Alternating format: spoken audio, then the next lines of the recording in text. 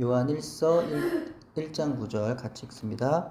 만일 우리가 우리 죄를 자백하면 그는 미쁘시고 의로우사 우리 죄를 사하시며 우리를 모든 불의에서 깨끗하게 하실 것이요.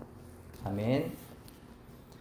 살다 보면 내 힘으로 할 수 없는 일들이 많이 있습니다. 불가능한 일도 많이 있습니다. 아무리 세상에 과학이 발달하여서 예전에는 불가능했던 일들이 지금은 현실이 되어 우리가 눈으로 보는 것들이 많이 있지만 그래도 여전히 세상에 그 어느 누구도 해결할 수 없는 불가능이라는 것이 있는데 그것이 바로 죄의 문제입니다. 만약에 내가 할 수 없는 일을 누군가 대신해서 처리해 주었다고 한다면 어떻겠습니까?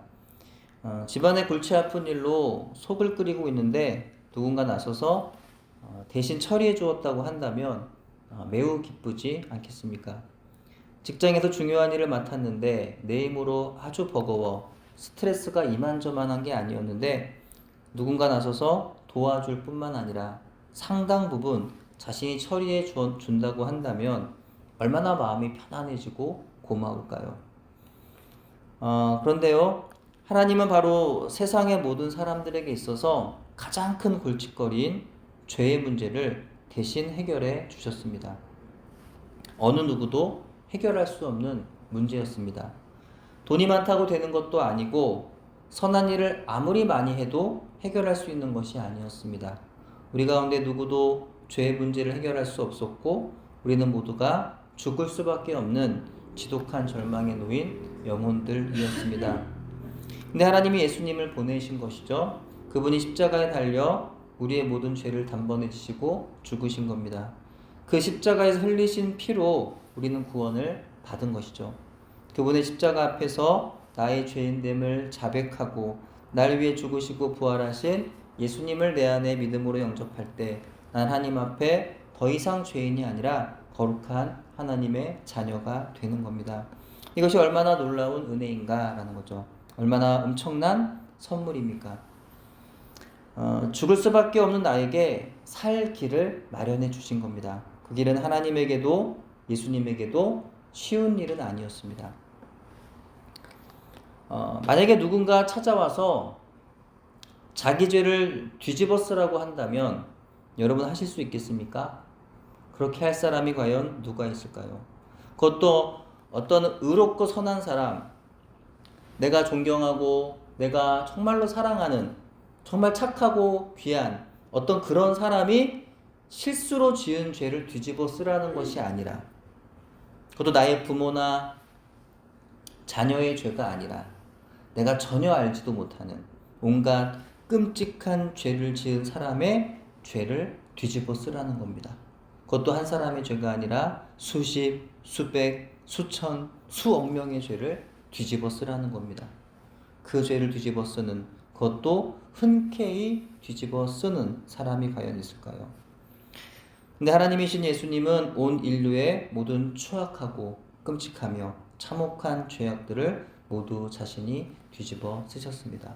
모든 악독과 교만과 거짓과 탐욕과 시기와 질투와 미움과 분노와 폭력과 음란과 살인의 죄들을 뒤집어 쓰셨습니다. 인류의 그 모든 눈으로 볼 수도 없고 입으로 담을 수도 없는 그 더러운 죄악들을 죄가 하나도 없으신 거룩하신 주님이 다 뒤집어 쓰셨습니다. 근데 하나님이신 그분에게 과연 그것이 쉬운 일이었겠느냐라는 거죠. 예수님께서 십자가에서 그 모든 죄를 대신 담당하시는 순간 온전히 거룩하고 의로우신 하나님은 아들 예수님을 외면하실 수밖에 없으셨습니다. 그렇게 영원히 한 몸으로 언제나 연합을 이루셨던 하나님과 그분의 아들의 관계는 그 순간만은 끊어졌습니다. 그것이 하나님에게도 예수님에게도 얼마나 큰 슬픔이셨을까요? 우리는 상상할 수 없는 슬픔을 하나님과 그분의 아들은 그날에 경험하셨던 것입니다. 하나님에게도 어려우셨을 그 십자가의 대속의 사건으로 인하여서 우리는 살게 되었습니다. 그 어려운 일을 하나님이 왜 행하셨을까요? 왜 굳이 그분에게도 쉽지 않았을 그 일을 왜 행하셨냐는 거죠. 바로 우리 때문이겠죠.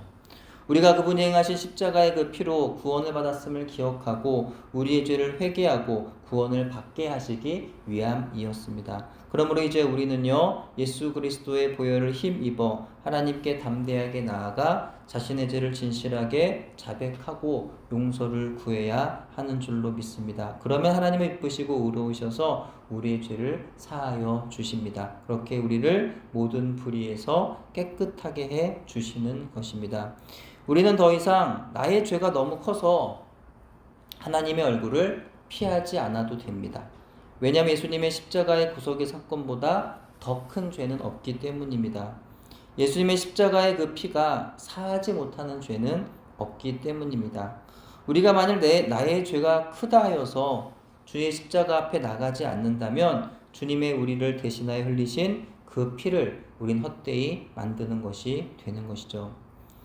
여러분은 자신의 참혹한 죄 때문에 괴로워 눈물 흘리신 적이 있으신가요?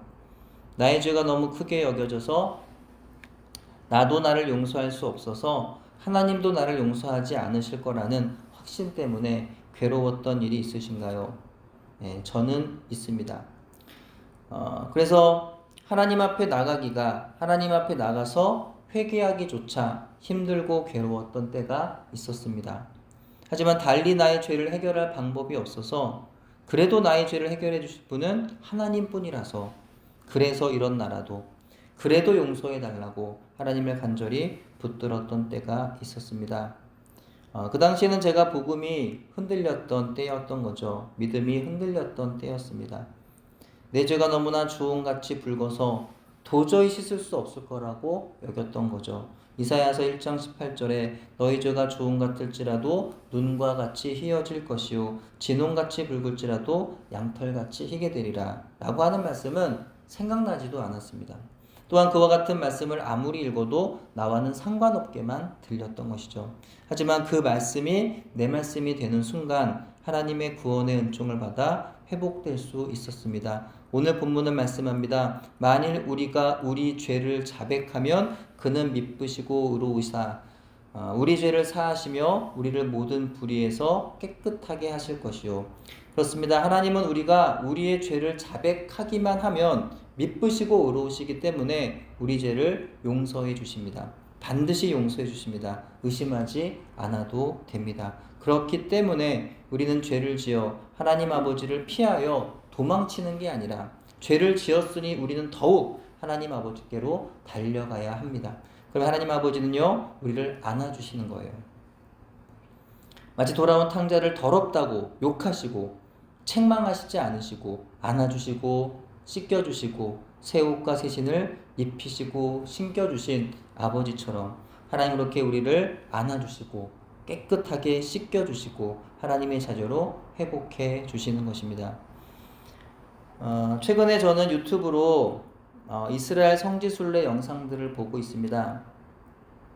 그 가운데 최윤영 아나운서와 이성미 집사가 출연하는 런 바이블과 또 조혜련 집사와 박미성 권사가 출연하는 이스라엘로 오십시오라는 그런 프로그램을 반복해서 시청하고 있습니다.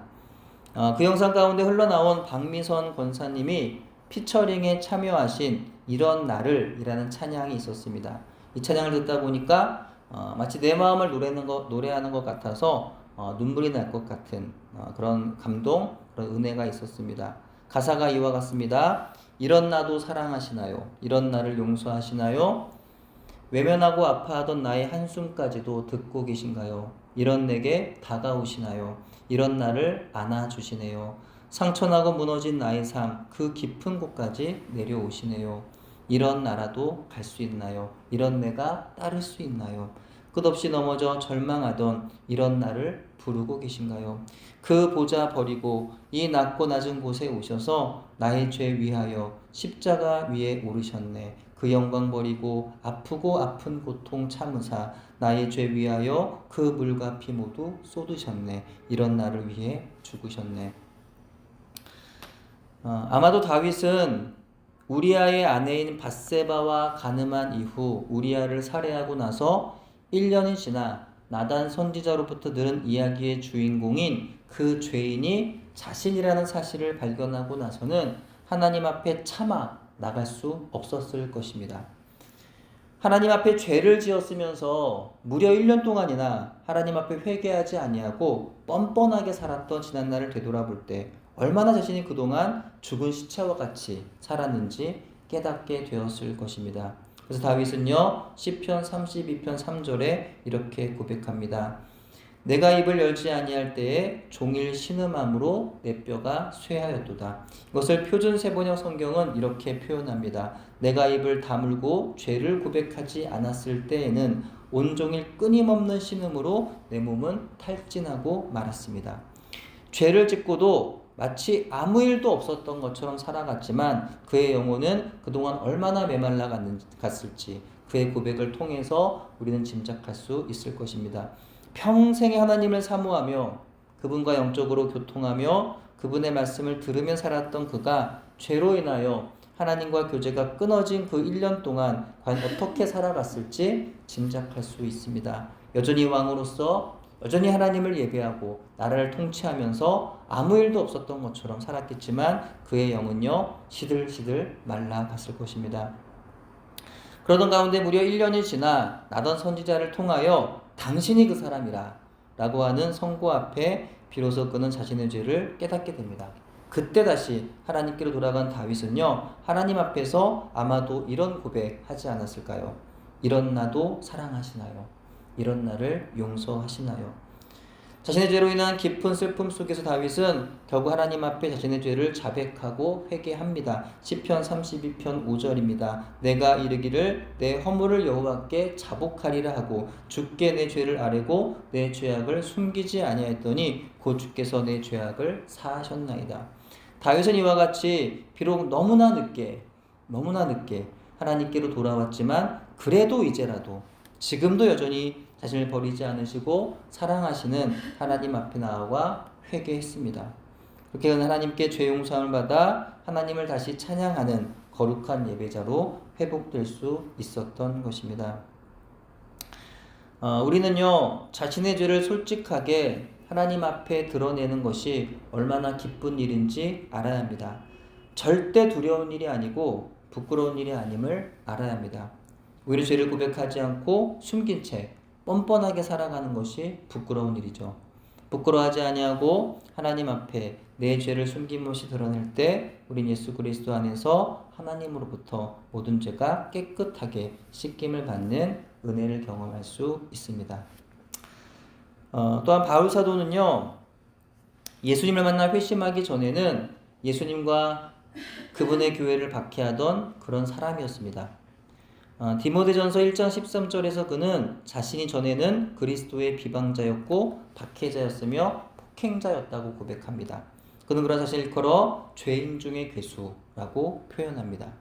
그런 바울이 예수님을 만나고 나서 과거를 떠올릴 때마다 그 역시 이런 마음이 들지 않았을까요? 이런 나도 사랑하시나요? 이런 나를 용서하시나요? 하지만 바울은 주님의 크신 사랑 앞에서 회개하고 변화받아 이후로는 예수님과 그분의 교회를 향한 박해자가 아니라 예수님을 사랑하는 그분의 사도로 그분의 부활을 증언하며 그분의 교회를 세우는 전도자가 되었던 것입니다. 바울은요 우리에게 분명히 선포합니다. 로마서 5장 8절입니다. 우리가 아직 죄인 되었을 때에 그리스도께서 우리를 위해 죽으심으로 하나님께서 우리에 대한 자기 사랑을 확증하셨느니라. 아멘. 우리 로마서 8장 33절부터 39절 같이 한번 읽어볼게요. 찾으셨어요? 로마서 8장 33절부터 39절 같이 읽겠습니다. 시작. 누가 능히 하나님께서 택하신 자들을 고발하리요? 의롭다 하시는 하나님이시니 누가 정죄하리요? 죽으실 뿐 아니라 다시 살아나신 이는 그리스도 예수시니 그는 하나님 우편에 계신 자요 우리를 위하여 간구하시는 자시니라. 누가 우리를 그리스도의 사랑에서 끊으리요? 환난이나 곤고나 박해나 기근이나 적신이나 위험이나 칼이랴. 기록된 바 우리가 종일 주를 위하여 죽임을 당하게 되며 도살당할 양같이 여김을 받았나이다 함과 같으니라. 그러나 이 모든 일에 우리를 사랑하신 이로 말미암아 우리가 넉넉히 이기느니라. 내가 확신하노니 사망이나 생명이나 천사들이나 권세자들이나 현재일이나 장래일이나 능력이나 높음이나 기쁨이나 다른 어떤 피조물이라도 우리를 우리 주 그리스도 예수 안에 있는 하나님의 사랑에서 끊을 수 없으리라. 아멘. 우리 주 그리스도 예수 안에 있는 하나님의 사랑에서 끊을 수 없으리라. 아멘. 이 말씀이 참으로 아멘으로 여러분의 가슴을 울리고 계신가요? 혹시 지금껏 이 말씀이 여러분의 가슴에 와닿는 순간이 없었다고 한다면 지금 여러분의 가슴에 가 닿기를 주님의 이름으로 간절히 축복합니다. 또한 언젠가 여러분이 참으로 힘들고 괴로울 때 이 말씀이 여러분에게 힘이 되고 능력이 되는 순간이 찾아올 것입니다. 무엇보다 우리가 주님 앞에 가는 그 순간 이 말씀이 우리를 붙잡기를 간절히 소원합니다. 하나님은요, 그분의 자녀를 절대 버리지 않으십니다. 그러나 혹시 이에 대해서 반론을 제기하신 분이 계실지도 모릅니다. 아닙니다. 하나님은 그분이 택하신 이스라엘 백성을 버리지 않으셨습니까? 하나님 그분이 만드신 사람들에게 재앙도 내리지 않으셨습니까? 이렇게 목청을 높이고 싶으신 분이 계실지 모릅니다. 하지만 여러분, 우리가 하나님을 버리는 경우는 있어도 하나님이 우리를 버리시는 경우는 없습니다. 동의하시죠? 만약 누군가 하나님께 버림을 받았다고 한다면 그것은 하나님이 그를 버리신 것이 아니라 그가 하나님을 버렸던 것입니다. 예수님은 부활하시고 승천하시면서 우리에게 가장 큰 위로와 능력의 말씀을 남겨주셨어요. 그것은 그분의 제자들과 세상이 끝나는 날까지 항상 함께 계시겠다는 약속이었습니다. 하나님이신 그분이 절대 실현하지 않으시고 거짓 없으신 그분이 우리에게 마지막으로 약속하신 말씀이에요. 마태복음 28장 20절입니다. 내가 너에게 분부한 모든 것을 가르쳐 지키게 하라. 볼지어다 내가 세상 끝날까지 너희와 항상 함께 있으리라 하시니라. 아멘. 혹시 마음속에 자신의 죄를 꽁꽁 숨긴 채 살아가고 계시진 않습니까? 자신의 죄를 애써 외면하며 입술로 대충 기도하고 용서하셨겠지 여기며 또다시 죄를 반복하며 살지 않습니까? 아니면 반복되는 죄로 너무나도 괴롭지만 하나님 앞에 고백하기가 부끄러워서 회개의 기도를 뒤로 미루고 계시진 않습니까? 다윗처럼 또 바울처럼 주 예수 그리스도 안에서 하나님께로 나아가 자신의 죄를 진실하게 드러내고 깨끗하게 죄 씻음을 갖는 저와 여러분이 되기를 바랍니다. 여전히 나를 사랑하셔서 영원히 나를 버리지 않으시고 함께 하신다고 말씀하시는 주의 사랑을 붙잡는 저와 여러분 되기를 바랍니다. 여러분 이 은혜로 살아가시기를 또 이 은혜 전하며 살아가시기를 주의 이름으로 축원합니다. 기도합니다. 하나님 감사합니다. 주신 말씀을 기억하면서 우리가 하나님의 그 말씀 안에서 주님의 능력에 그 사랑 그 은혜 안에서 살아갈 수 있는 복된 우리의 삶이 되어지기를 소망합니다. 하나님 내 삶의 자리에 때로는 죄가 있고 때로는 넘어지고 실수하지만 그러나 이런 나도 사랑하셔서 하나님의 아들 예수님을 보내주셨던 것처럼 우리가 그 사랑 안에 거하며 또 그 사랑 안에서 하나님 앞에 우리의 죄를 회개하고 깨끗함을 입어 날마다 죄 씻음 받은 자로 또 구원받은 자로 그렇게 기쁨으로 살아갈 수 있는 우리 모두가 되어지도록 은혜 베풀어 주시옵소서. 예수님의 이름으로 기도합니다. 아멘.